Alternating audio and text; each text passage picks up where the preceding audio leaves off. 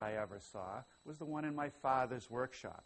He modified his table saw table by adding a piece of plywood, cutting a hole in the bottom of it, screwing on a router base, and then slipping a motor through. He used to make cabinet doors. It worked great. Well, they've come a long way since then. Here's one of the manufactured versions you can buy today. Pretty straightforward. You have a place to mount a router, and it'll take a variety of different routers on a cast aluminum table. It has a switch out here for safety. It's a lot easier to have it here than reach in and try to find it on the router. It has a fence system and dust collection. With a router of 2 horsepower in this table, we can easily handle bits of this size, about 2 inches in diameter. And it's also great for bits that do not have guide bearings, like the one I've installed here in the table. This is a bullnose bit.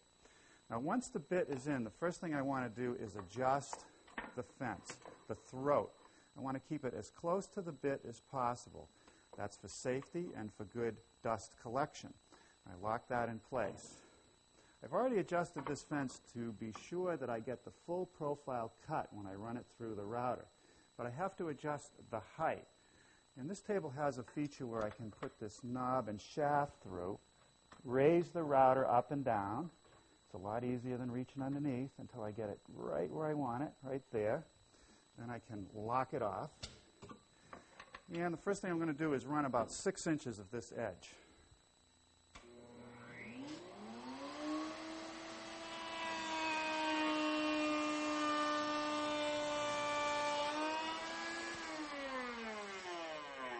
Now you'll note that as the wood passed the bit, there's a gap, and that's because I've routed off some material. If I were to continue with this, this could get out of alignment, and when I get to the end, I'll get a snipe on the end. So, because this has a split fence, it's easy to solve that problem. I loosen up the outfeed fence knob, bring the fence so it meets the routed edge, and lock it down. And now I'll be able to complete the edge.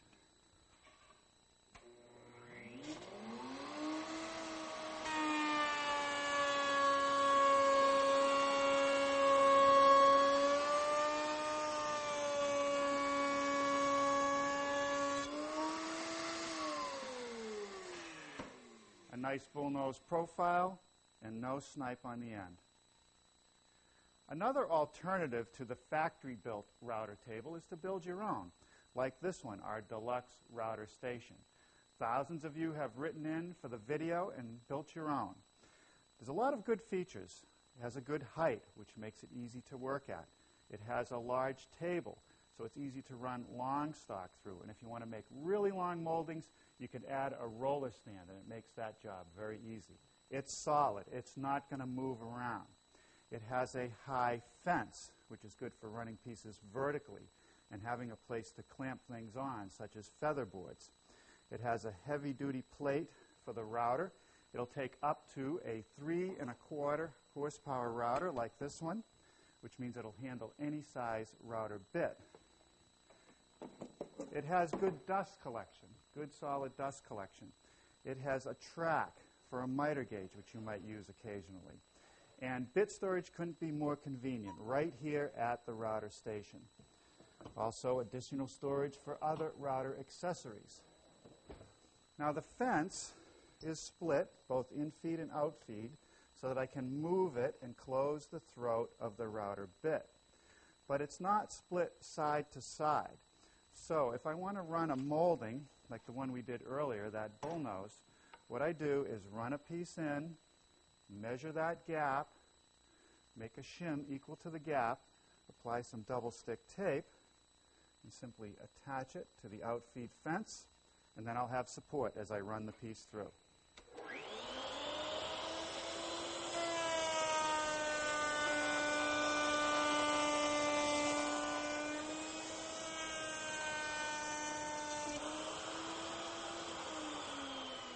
Nice clean profile, no snipe. Now let's use our router table to make raised panels like the ones on our hard-working secretary. We're going to have to make the raised panel, which we'll do last. I need rails, which meet the stiles, and they have coped ends that intersect with the stick or the profile that we're actually using. To make a raised panel door, I need a door making set. This one has 3 bits, and they're still in the protective coating. The first bit is the cope bit. And what it does is it copes the ends of the rails in one pass. The second bit is the stick bit, and that makes the profile and the groove in the rails and stiles for the panel. The third bit is the largest. It's the panel raising bit, and that will cut the bevel on this style of raised panel. Now, when I set up for making doors, the first thing I like to do is set up the cope bit. So that's in the router table. Then I align this bearing that's right in the middle here. It's between the 2 cutters with the face of my fence. I want that to be even. When I cope rails, I do not run them through freehand. That's very dangerous. I want to use some kind of backer. Here I've got my miter gauge and a piece of plywood. That'll prevent tear out, and it gives me good support. To set this up, I take a piece of plywood and I butt it right up against that bearing. And then I attach it to the miter gauge with a couple screws. Then I have to complete the setting of the fence, so I bring it back to this end of the infeed, butt the fence up against it, tighten it down. Go back to the end of the outfeed, butt the fence against it, tighten it down, and then check it to make sure it's in contact the entire length. Now I'm ready to go. When I run the piece through, I do not back it through the bit. I move it away from the fence, bring my miter gauge back, turn it end for end, and run the other end through.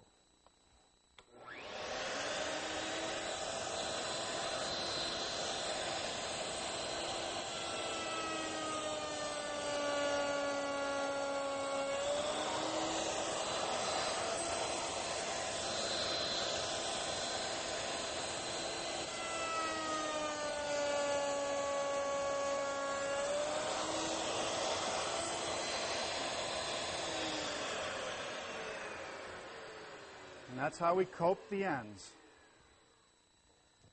Now we'll store that cope bit and take out our stick bit and install that in the router. That's good. Now with the bit tightened in place, I adjusted the height so that that cutter is absolutely even with this tenon from the cope. With that set, there's no adjustment necessary for the fence because the bits are matched to one another. And that means the ball bearing on this cope bit will also be flush with our fence. When I run the stick, I like to use a featherboard because if the stock should ride up, it's going to ruin the edge. If there's a slight bow, I want to make sure the stock is pushed tightly to the table. So I install a featherboard with a couple clamps, and this is where that high fence really pays off. Gives me an easy place to put a clamp. That's going to hold it there. Now one more consideration. I like to run the rails first, the pieces that I cope the ends on. And I want to make sure that the face side is down. For the stiles, it doesn't make any difference.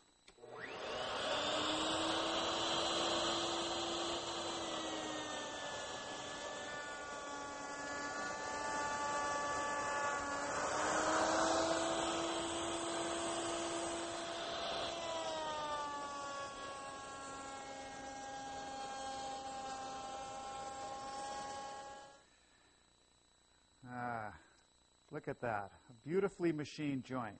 I would hate to do that the way the old-timers did, by hand. Now we're ready to switch bits for the raised panel. So we'll install this one. With the raised panel bit installed, I'm checking the alignment of the fence with the ball bearing. I had to make a slight adjustment. And as far as the height goes, I'm not going to try to do the entire raised panel in one pass. I'd like to do it incrementally. So you can see here I've raised it just enough to cut the bevel, and then we'll come up to the final cut. I also want to slow the router speed down. The larger the bit, the more I want to slow it down. I like to treat the ends with the bevel first, the end grain. That'll prevent tear out. And I like to use a miter gauge to guide the piece through.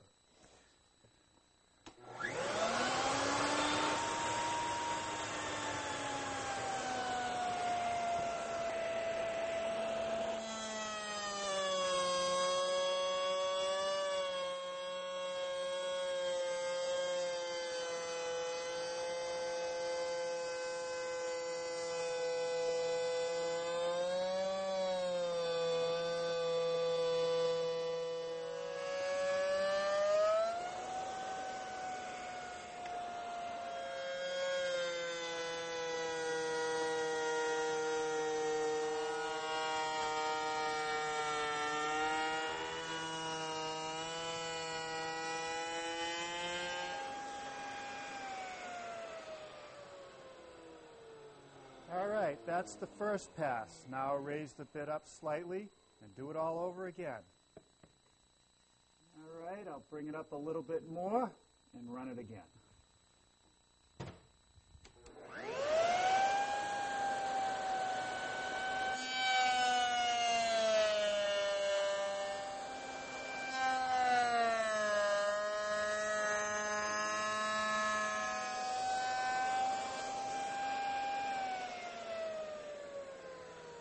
We're getting there. One more pass.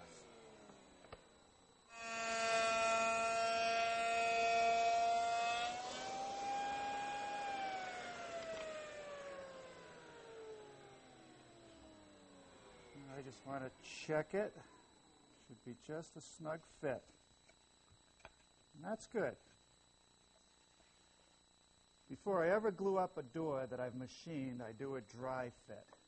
Put all the pieces together to make sure they fit properly, and that's good.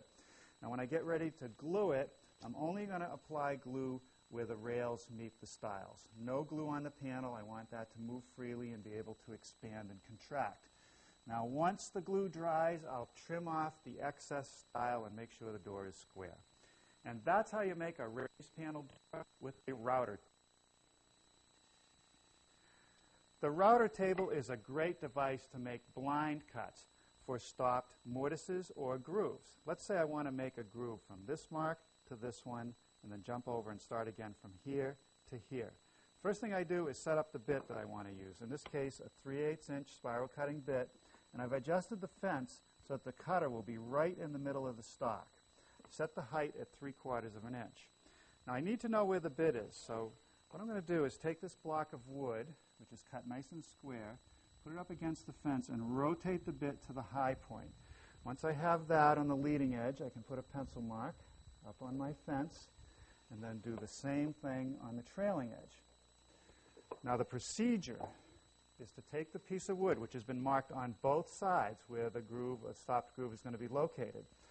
Go just forward of the line, making sure the back is down on the table. I'm pivoting it. I'm not dropping it down. Slowly push it into the bit, keeping pressure against the fence. Then I move to the second line, go right to the line, back it away, lift it off the bit, move forward, and repeat the process.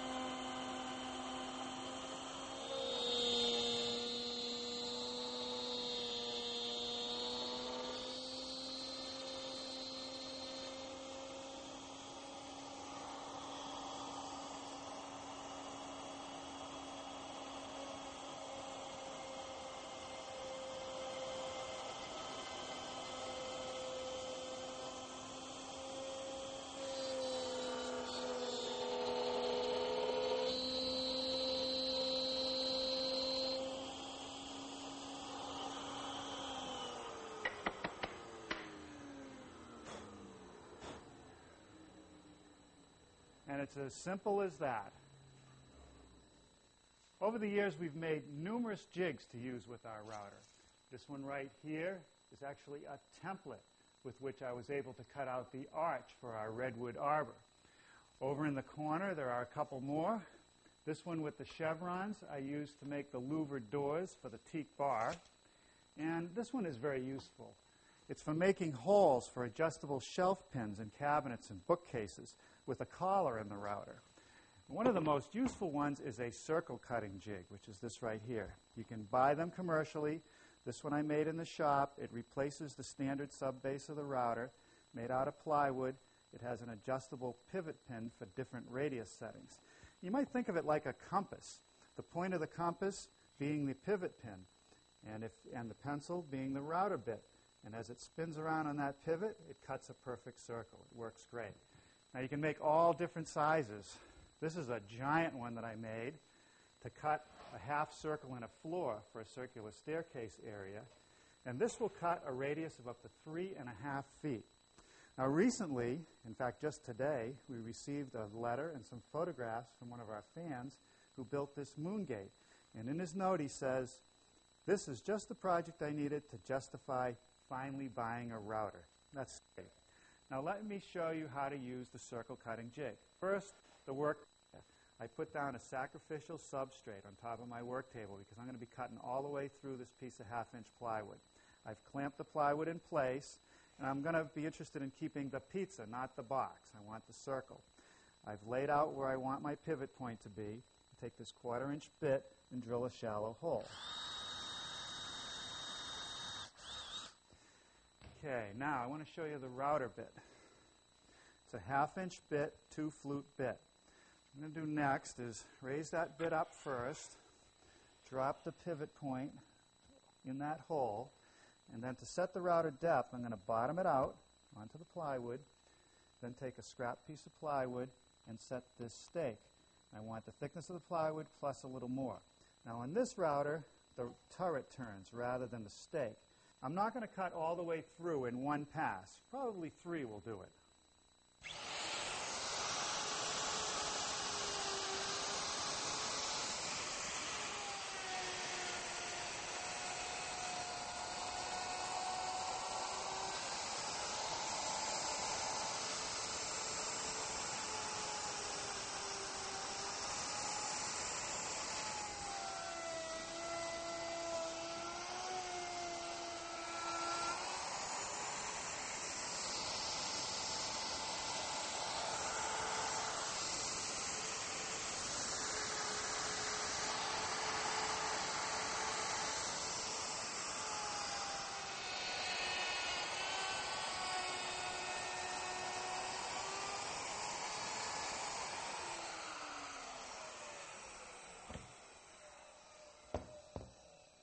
Okay. Now, was that ham and cheese, or did you want pepperoni too? Well, come on into the office, and I want to show you a project we built a few years ago. It's this chestnut desk made from reclaimed chestnut timbers. So there are defects in it, some wormholes, some holes from possibly nails or a knot that fell out. But some of the defects are pretty tough, so I want to get rid of them. And I use what's known as a Dutchman. And when I make the Dutchman, I want it to look hand-cut. So this is sort of irregular in the shape of a rectangle. This one's a bow tie. And there's another one over here that's sort of a parallelogram, but it looks hand-cut. I actually do that with the router, and I'll show you how. The first thing that I need is an inlay kit. There's a collar that fits into this sub-base, just like this one. And then there's a bushing, which goes over the collar when needed, and a 1/8-inch down spiral bit. The next thing I need is a template, and it can be any shape you want. It can be a parallelogram, it can be a canoe, it could be a sun. It doesn't really matter, as long as it's big enough to cover the defect that you're going to fix. I apply double-stick tape to it. It should only be a 1/4 inch thick. When I'm ready, I flip it over and just stick it onto the piece of wood to be repaired. Now I simply take the router bit and remove the material inside of the template.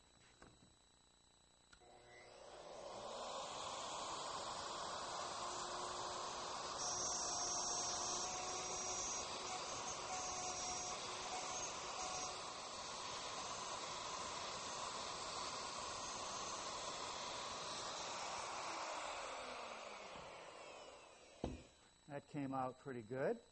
Now what I want to do is remove the template.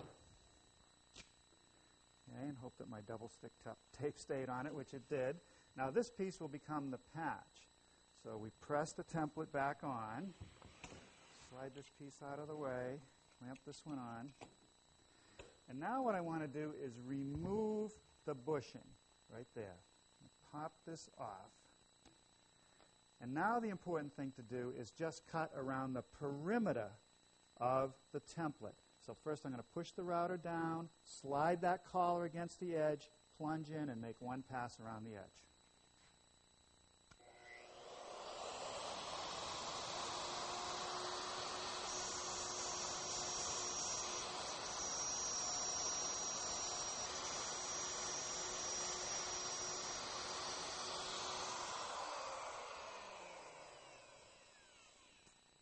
Okay, looks good. All right, now we're done with the template. Pop that off. Now I want to use the table saw to cut out that patch. So first I'm just going to raise the blade up a bit and then set my fence.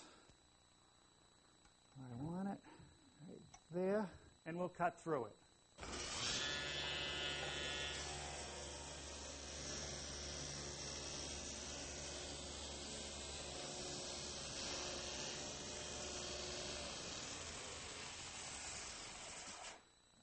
Okay, pop right out of there. All right, a little fine tuning to round off the corners to make it fit.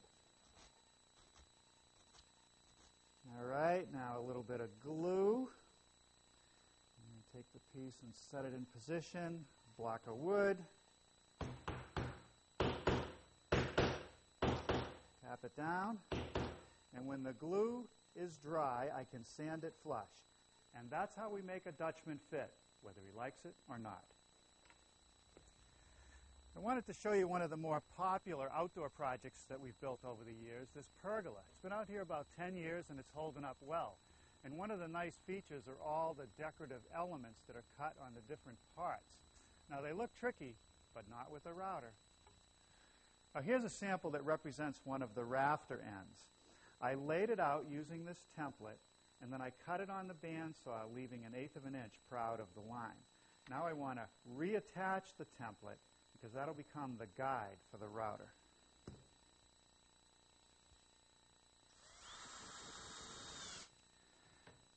Now I suppose I could have carefully cut the piece at the bandsaw right on the line, but that would have required a lot of sanding after. Now I've flipped the piece over so the template is on the bottom, and when I place my router, you see that I'm using a flush trimming bit. The ball bearing is going to ride on the guide, and when I make a pass, I'll have a smooth finish. No sanding necessary.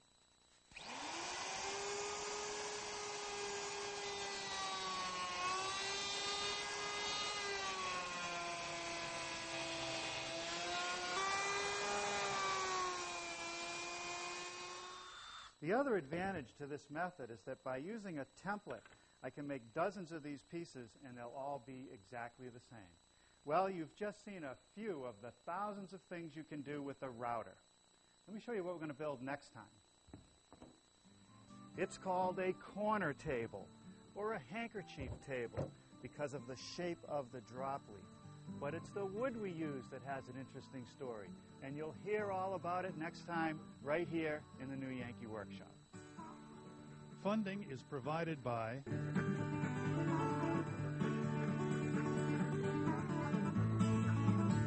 To order a home video of the project you've just seen, please call 866-545-9708. Additional information is available at newyankee.com.